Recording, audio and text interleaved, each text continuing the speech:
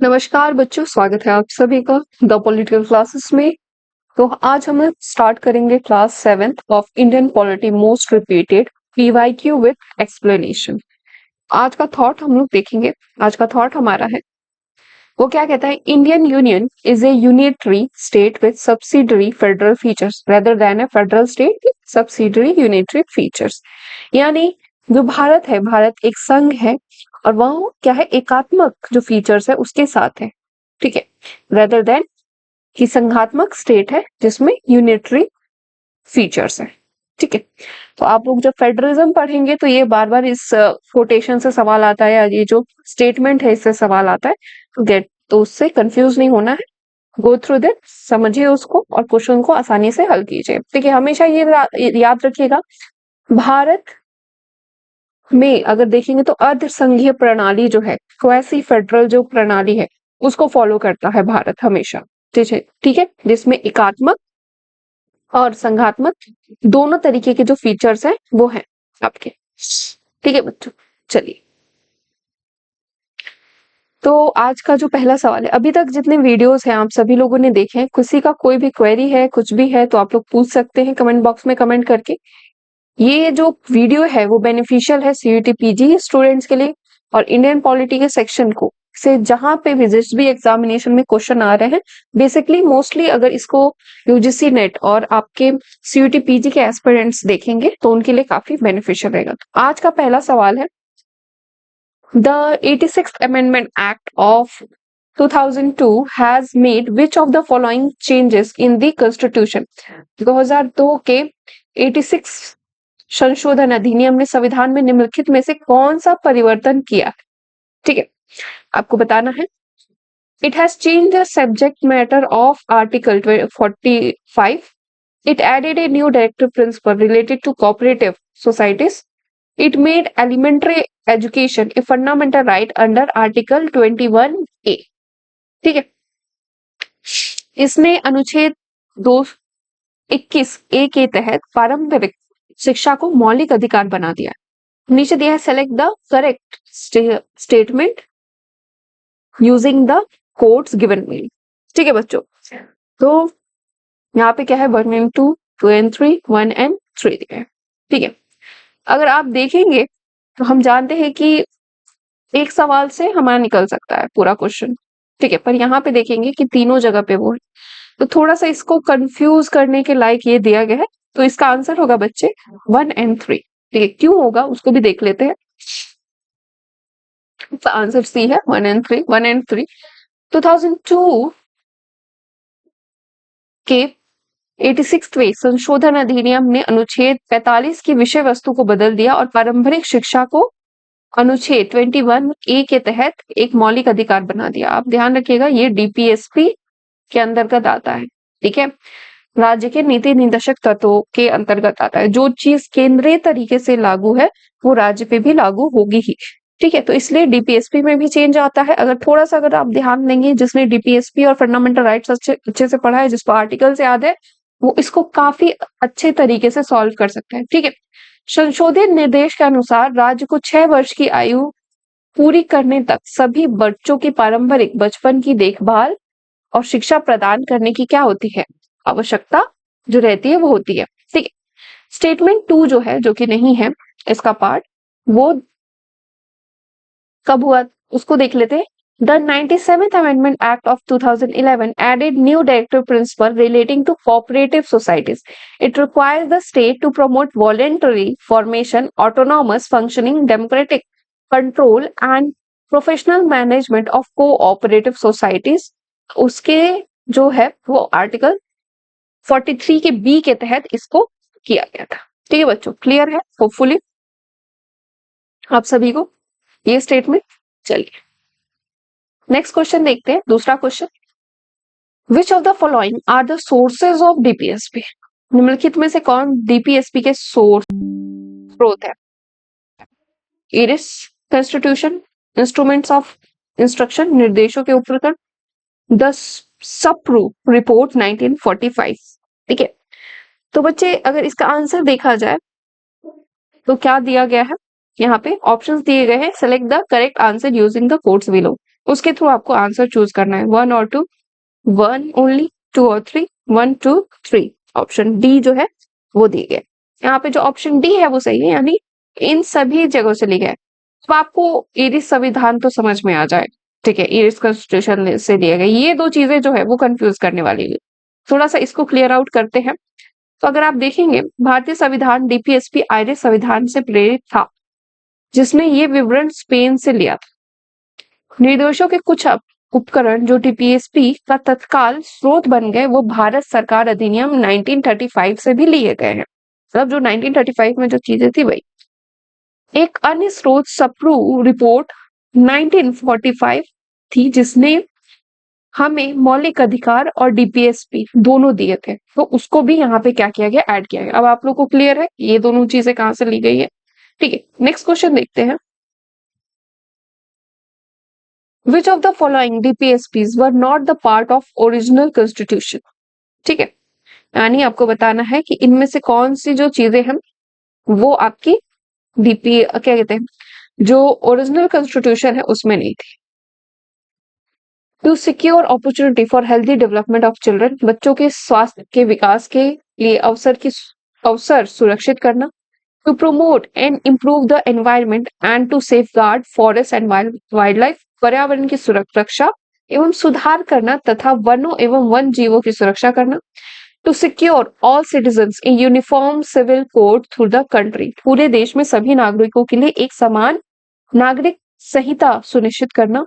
To separate the judiciary from the executive in the public services of the state, राज्य की सार्वजनिक सेवाओं में न्यायपालिकाओं को कार्यपालिकाओं से अलग करना। तो यहाँ पे भी सेलेक्ट द करेक्ट आंसर दिया गया है कि वो नीचे दिए गए कोड से आपको पता करना है। ठीक है, ए है जिसमें 1 एंड 2 है, बी देखिए 3 एंड 4 है, सी देखिए 1 एंड 4 है, डी देखिए 2 एंड 3 है। तो बच्चे इसका आप लोग अगर आंसर देखने की बात की जाए तो इसका आंसर क्या होगा, आपका 1 एंड 2 होगा। क्यों होगा उसको थोड़ा सा आप लोग देख लेते हैं।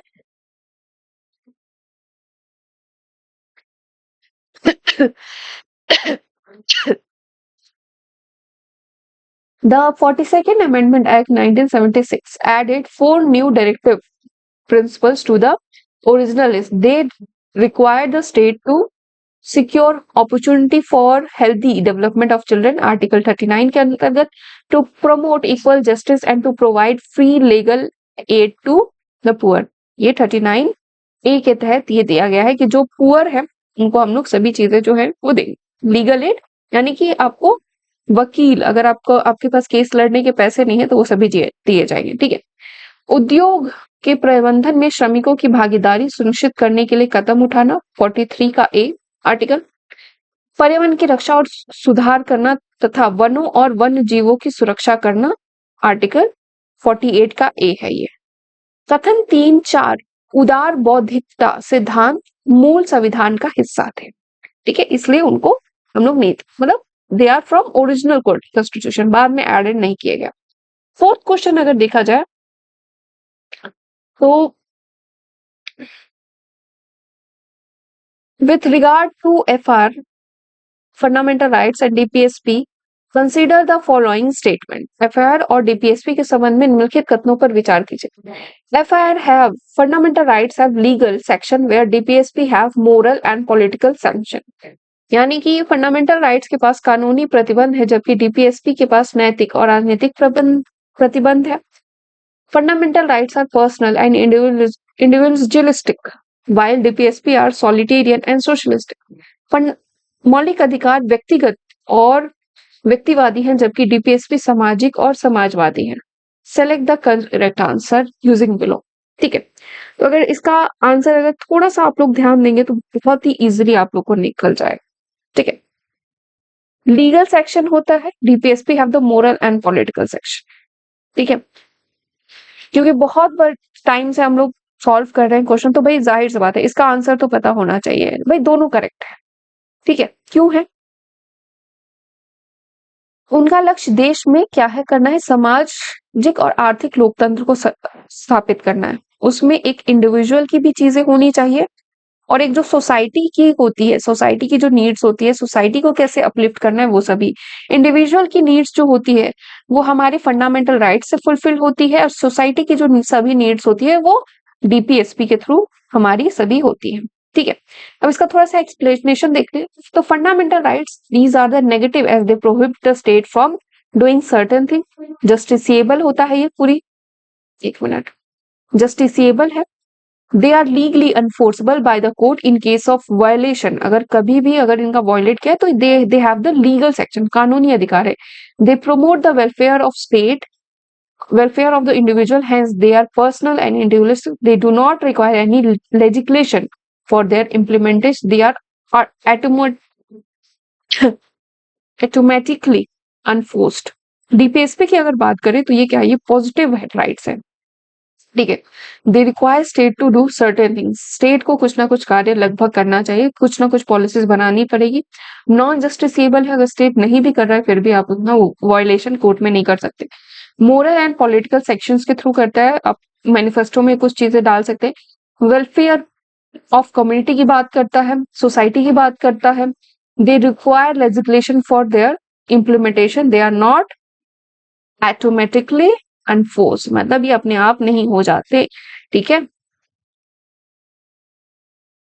तो हिंदी वाले बच्चे हैं थोड़ा पढ़ लीजिएगा आप लोग, बाकी हम इसको थोड़ा सा और इसके आगे का देखते हैं।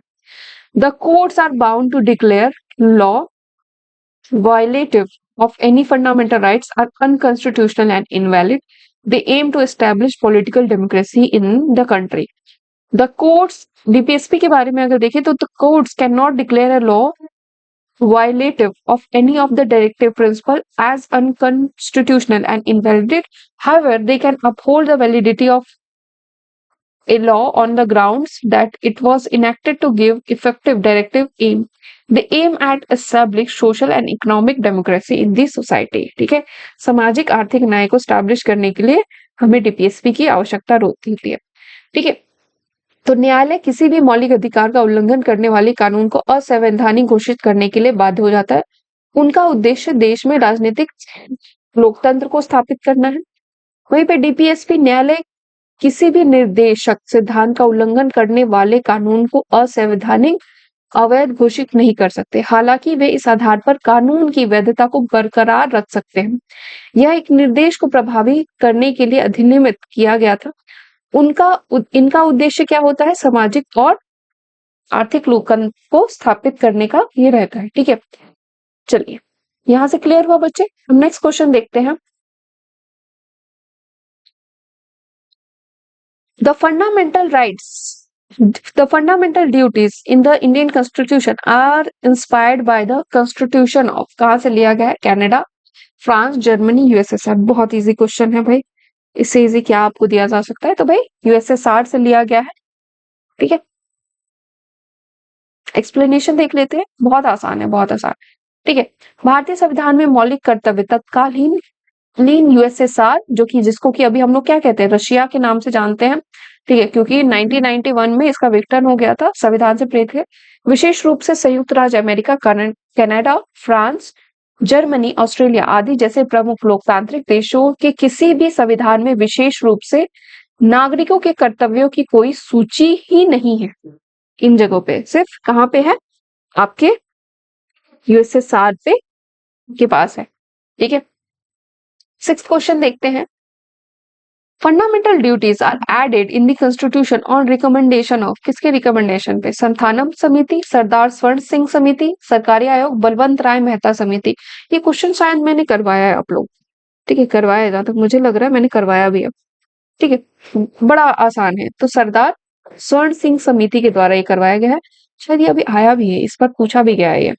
ठीक है, कमिटीज याद रख लीजिएगा, कमिटीज जो सीयूटी पीजी वाले बच्चे हैं, भाई सीयूटी पीजी वालों बच्चों, कमिटीज जितनी भी कमिटीज बनी है वो याद रख लो, जितनी भी समितियां बनी है वो याद रखो। ठीक है, सरकारी आयोग, ये आयोग, वो आयोग, याद रखना है। ठीक है, तो 1976 में कांग्रेस पार्टी ने मौलिक कर्तव्यों के बारे में सिफारिशें करने के लिए सरदार स्वर्ण सिंह कमेटी की स्थापना की, जिसकी आवश्यकता कब पड़ी, आंतरिक आपातकाल के दौरान 1975 से 1977 के टाइम पीरियड पे जो इंटरनल इमरजेंसी चल रही थी कि संचालन के दौरान महसूस की गई, तो इसलिए इसको कहा गया कि हम इसको फंडामेंटल ड्यूटीज को सेटअप करेंगे।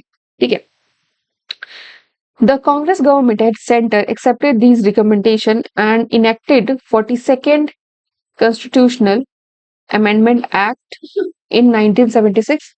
This amendment added a new part, namely Part 4th A to Constitution. This new part consists of only one article, that is Article 51A, which for the first time specified a code of 10 fundamental duties of citizens. ठीक है, अब यहाँ पे दो तीन चीजें ध्यान देने वाली है। पहली चीज तो इसको 1976 में किया गया था, ठीक है, 42nd अमेंडमेंट एक्ट के थ्रू। ठीक है, दूसरा जो ध्यान देने वाला है, इसको कौन से पार्ट में, तो आर्टिकल 4th जो पार्ट है उसके ए सेक्शन में इसको दिया गया था। एक मिनट, फोर्थ नहीं, हाँ फोर्थ पार्ट में दिया गया था। देन उसके बाद 4th ए बनाया गया उसके थ्रू इसमें। ठीक है, और इसमें आर्टिकल क्या है आप ध्यान दीजिए, 51 ए। चौथा जो इसमें चीज है, फोर्थ जो इसमें चीज है वो क्या है, पहले 10 थे, 10 फंडा, हाँ देखिए इससे मैंने सवाल आपसे पूछा था कितने फंडामेंटल ड्यूटीज है, 10 थे। 11th जो है उसको क्या जोड़ा जाता है, जो आपका राइट टू एजुकेशन है उसको जोड़ा जाता है। ठीक है, कि ये सिटीजन का ड्यूटी है कि वो अपने बच्चे को क्या करे, स्कूल भेजे। ठीक है, इसमें आप लोग देख सकते हैं सर्व शिक्षा अभियान। ठीक है, इसमें सर्व, अगर पॉलिसी में अगर देखा जाए तो इसके लिए सर्व शिक्षा अभियान चलाया गया था इसके तहत। ठीक है, राइट टू एजुकेशन को बढ़ाने के लिए। और ये आपका 11th फंडामेंटल ड्यूटी यानी मौलिक कर्तव्य जो है एक सिटीजन का वो बन जाता है। ठीक है, तो ये चार चीजें इसको रट लीजिए, हर जगह पूछा जाएगा फंडामेंटल ड्यूटीज के regarding, so it is necessary for you all to remember this thing. ठीक है, नेक्स्ट क्वेश्चन देखते हैं। अच्छा, सेवेंथ क्वेश्चन है हमारा, विच of the following fundamental duties added by the 86th Constitutional Amendment Act 2002।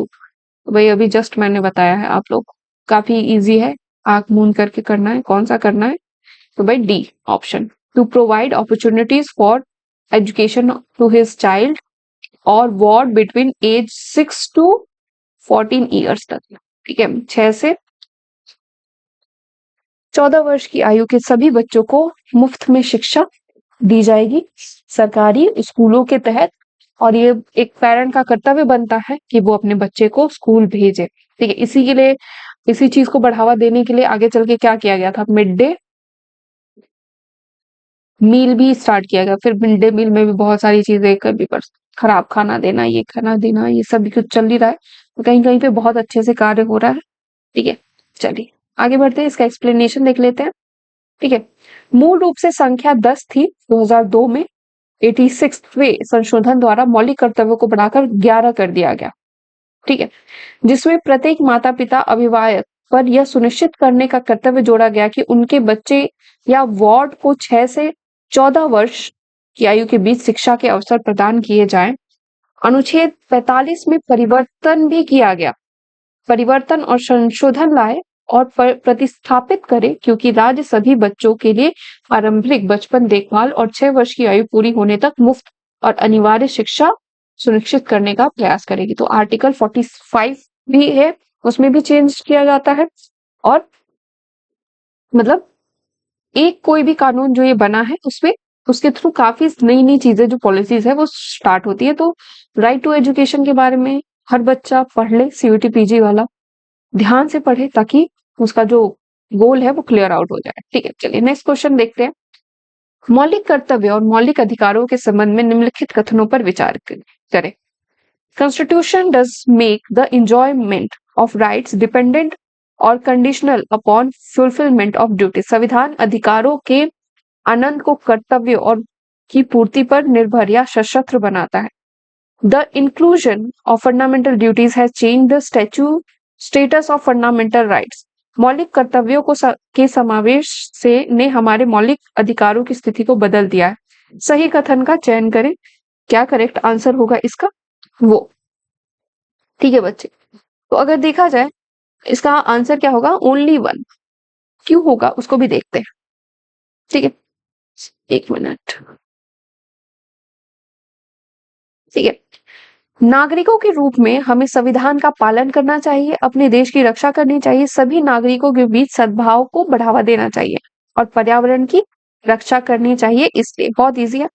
हालांकि यह ध्यान दिया जाना चाहिए कि हमारा संविधान अधिकारों के अनंत को कर्तव्यों की पूर्ति पर निर्भर या सशस्त्र नहीं बनाता है, कि भाई वो एकदम से फोर्स नहीं करेगा आप कि आप करना ही है। इस अर्थ में मौलिक कर्तव्यों को शामिल करने से हमारे मौलिक अधिकारों की स्थिति में कोई बदलाव नहीं आया।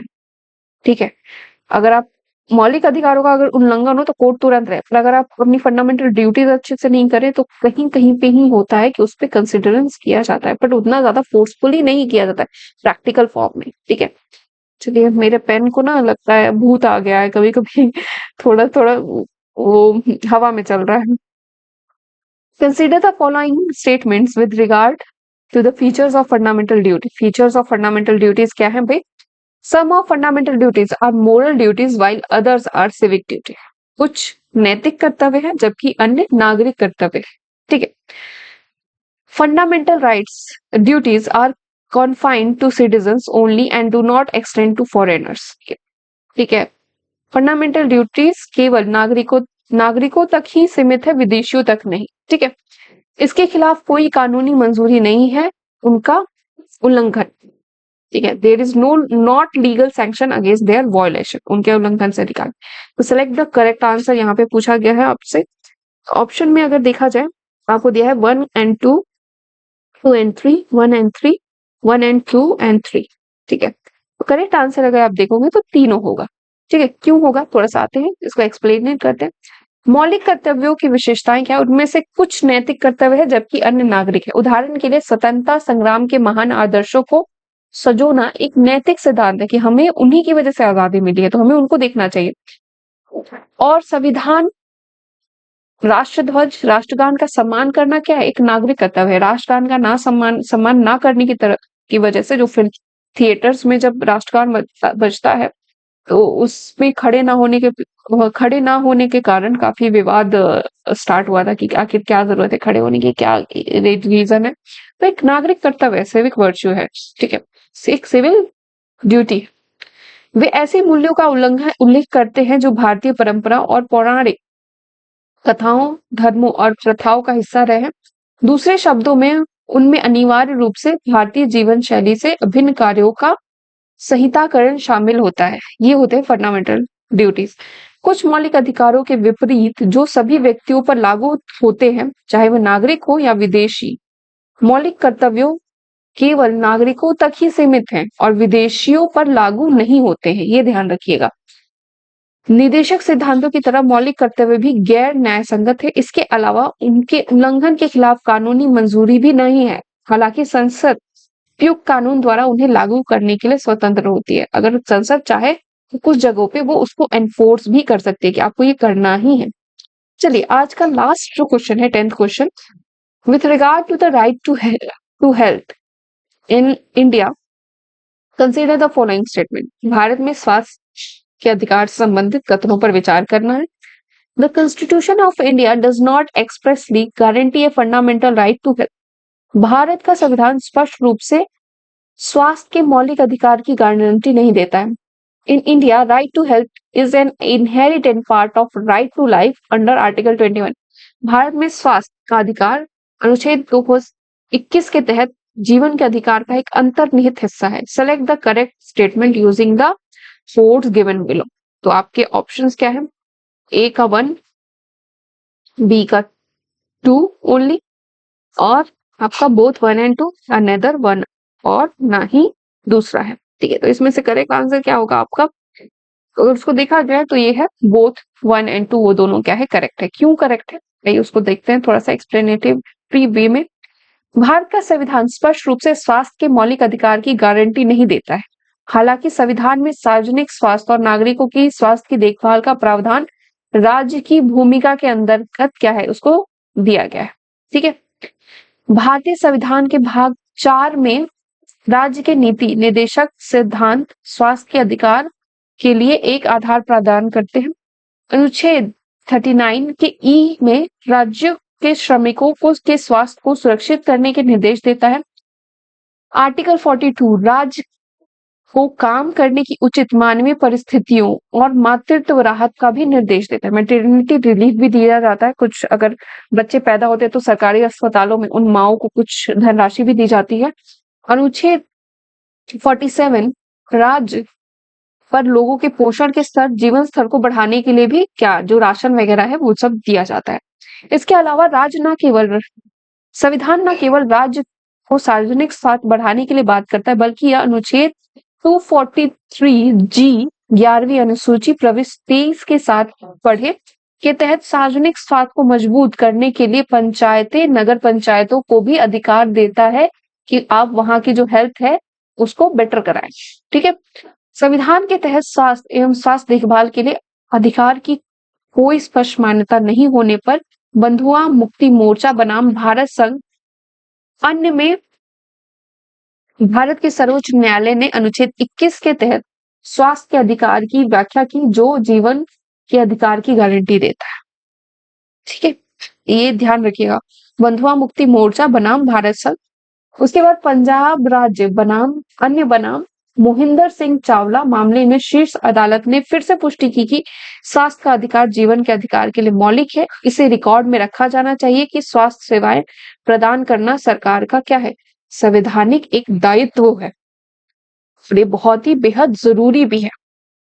ठीक है बच्चे, यहाँ पे जैसे कि आप लोग राशन जो दिया जाता है, ठीक है, बहुत कम दामों पे राशन की जो गारंटी है, आप पोलियो बचाओ जो अवेयरनेस के जितने भी कैंपेन है, ठीक है, अवेयरनेस को लेके आपको एड्स को लेके जो अवेयरनेस होती है, ठीक है, आप अभी पोलियो मुक्त भारत, ठीक है, पोलियो मुक्त भारत की जो बात चल रही है, ये सभी क्या है, ये सभी इसके अंडर आते हैं।